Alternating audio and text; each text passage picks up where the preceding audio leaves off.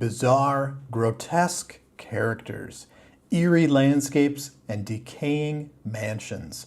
A shocking moral reckoning. This is Southern Gothic, where there are many truths and no truth at all.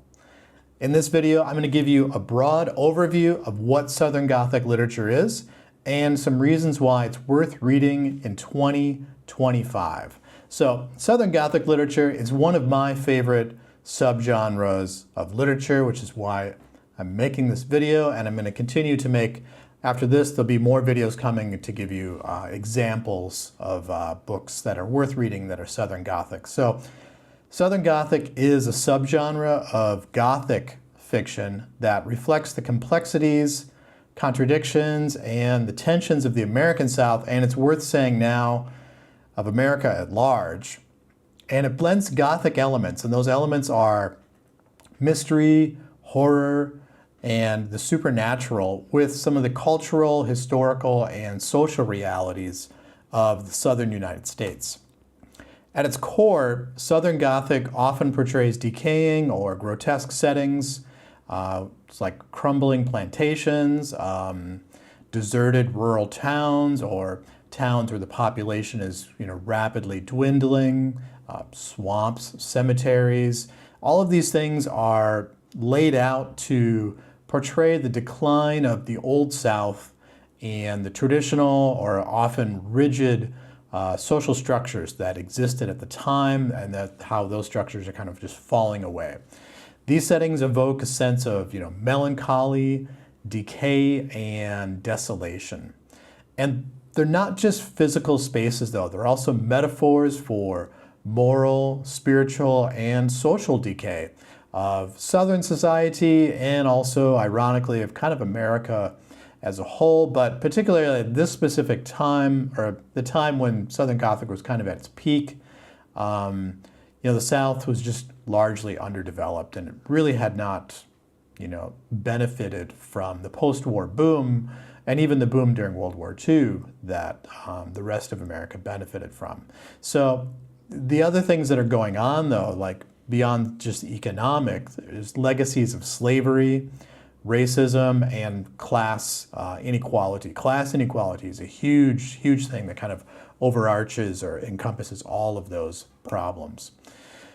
So the characters in Southern Gothic fiction are frequently outsiders, misfits, individuals, people kind of caught in the middle of some kind of internal moral conflict.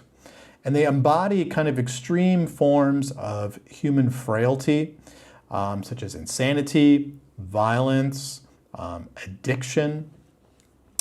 And they'll often find themselves isolated or trapped by their environment, by their circumstances, or even by family history. And these characters are grappling with personal trauma, with family trauma, and they help to reveal a kind of deeper psychological complexities within ourselves. Sometimes these characters even encounter supernatural or bizarre elements, things that kind of can't be explained, or sort of unnatural phenomena such as ghosts, curses, strange things that happen in nature, strange lights and sounds and things like that. And these elements can be used to help blur the line between reality and the supernatural, or are sometimes manifestations of some psychological issue within the character's mind. The genre of Southern Gothic really interrogates significant social issues in America. Like I've touched on before, racial inequality, gender roles, class struggle, the remnants of traditional Southern aristocracy. Writers often then use Southern Gothic as a kind of way to critique the social and cultural landscape of the South and America at large. So we're looking at things like historical injustice, complexity of identity, and how place is a big factor in a person's identity.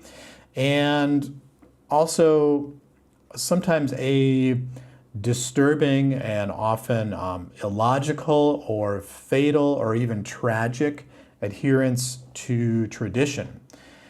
And these characters, who we can sometimes refer to as the grotesque and the strange in Southern Gothic, they symbolize the region's troubled history, from slavery to segregation to economic collapse, and also just a kind of strange, like I said before, like a very strange and almost fatal adherence to the old ways of living and refusing to change and modernize. So the tone of Southern Gothic stories is typically dark, melancholic, oppressive, but there's always an underpinning, or there's always elements of satire, of dark humor, and of irony. And characters are frequently at odds with their circumstances or their traditions that define them. And sometimes this can often be kind of in comical ways. And yet they can also be deeply rooted in Southern religious practice or other cultural practices. So to kind of like give a quick recap, some of the key elements of Southern Gothic literature include the atmosphere of decay and desolation. So we've got locations that reflect the decay of the South. That could be literally decaying structures and houses, overgrown ruins, farms that are kind of reclaiming, or nature sort of reclaiming farmland, desolate houses. We can also have dwindling rural communities. Characters are often grotesque, meaning that they are morally flawed, somehow broken, like broken inside, broken psychologically. They could be eccentric. And they will embody personal or social or family dysfunction. They could be physically disfigured or mentally unstable or psychologically scarred. And that's kind of that's where the tag of the grotesque comes from.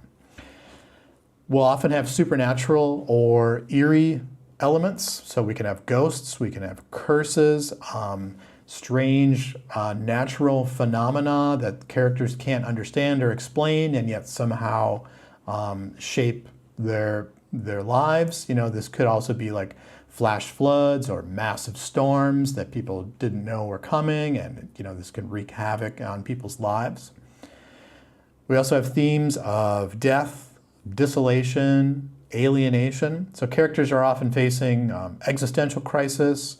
They're dealing with some kind of trauma, some kind of massive loss, or some sort of massive dislocation, being uprooted from their community and having to sort of head out into new territory, new lands, new cities to try and make a new life. And that kind of all funnels into one larger theme or one larger element, and that is social critique.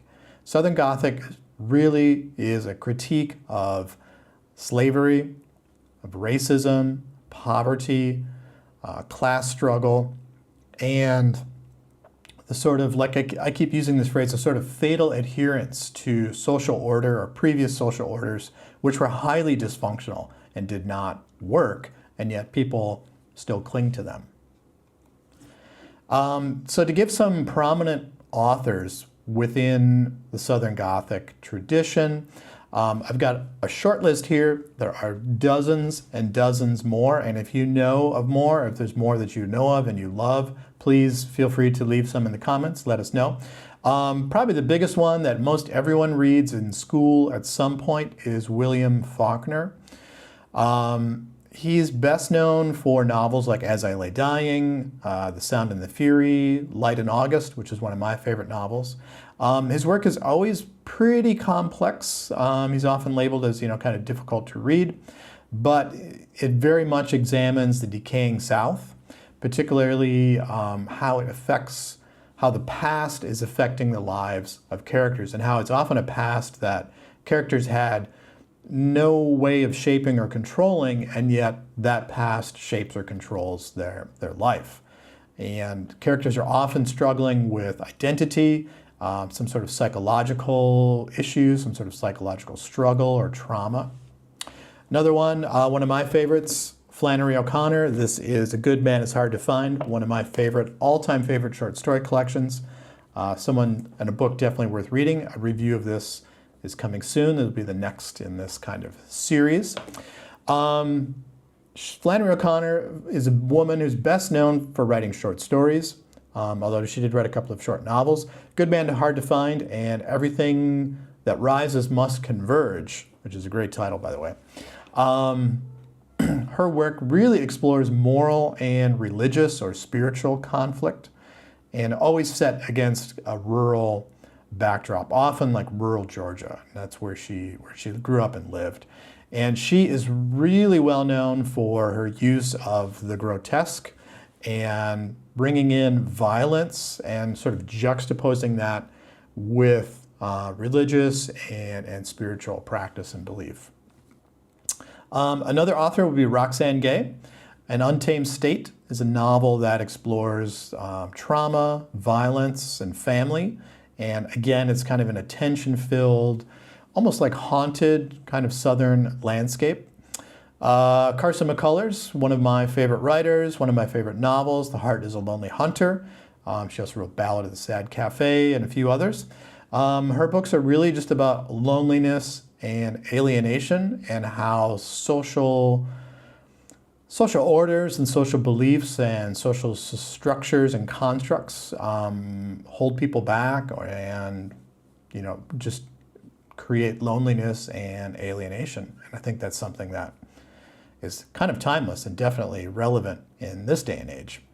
Tennessee Williams, he's most famous probably for A Streetcar Named Desire, but he also wrote The Glass Menagerie, again using Southern Gothic elements to explore dynamics of family trauma, of toxic relationships, addiction, mental illness.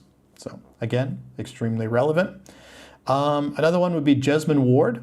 A lot of her work focuses on family, on loss. There are elements of the supernatural, of strange phenomena that happen.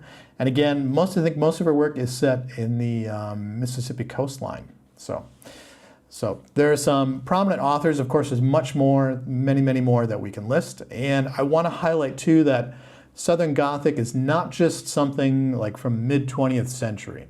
It's not just something stuck in the past. It's still very much alive, and it's still it's spread into other kind of forms where we have like Appalachia Gothic, we have like a rural Gothic. There's lots of other things that have kind of branched off or sprouted out from this.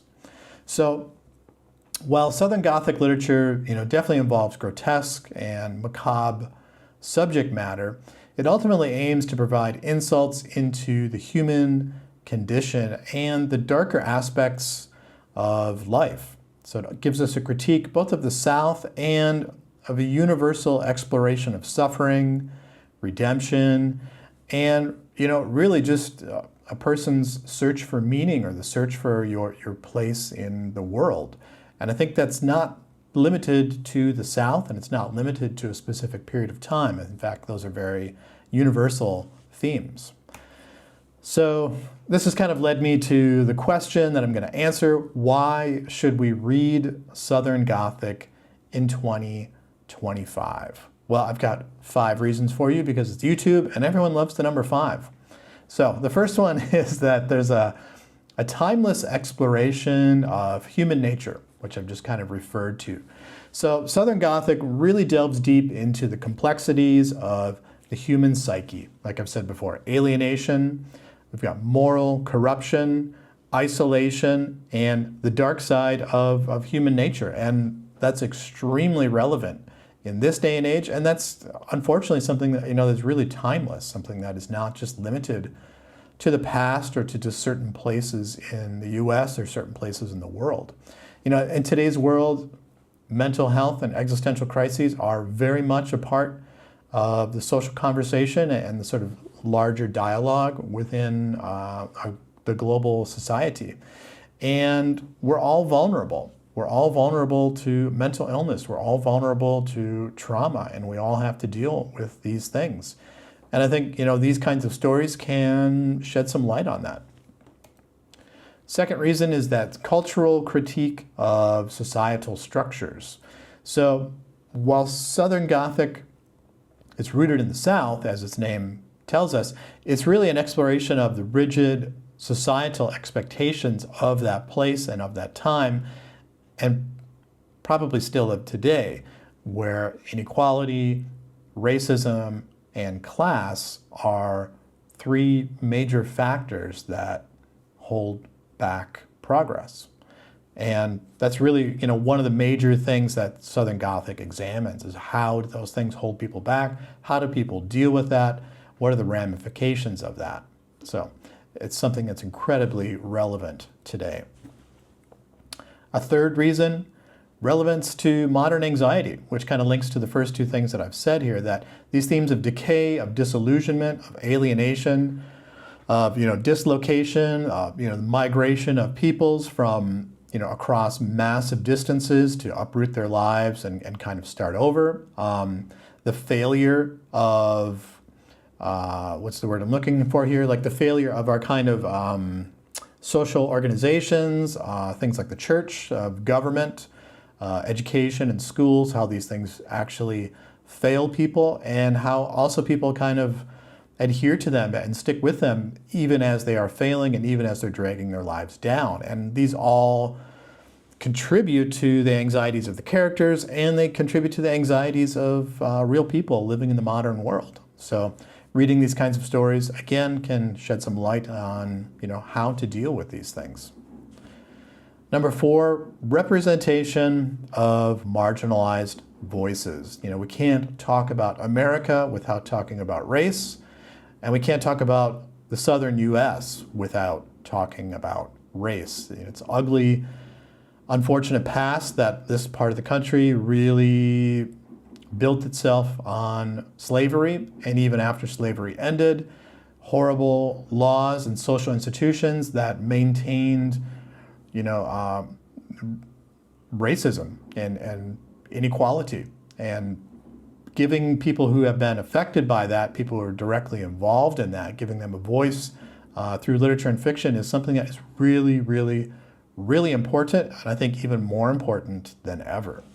So, last one, number 5, the power of place. So the Southern Gothic settings, something I've kind of mentioned a few times here, these decaying mansions, the reclaimed plantations, floodlands and things like that, swamps, shrinking and dying towns.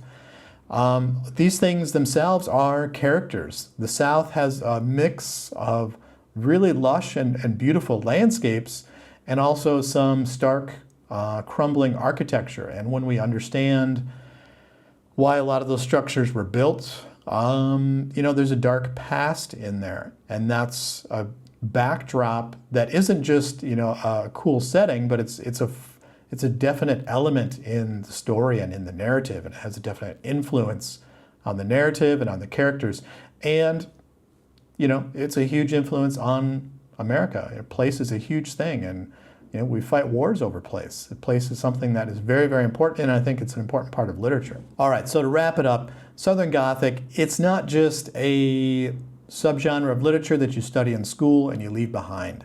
I think, and I would argue, that it's a form of literature that's more relevant than ever because it forces us to confront some really ugly and really uncomfortable truths about our world and about our society.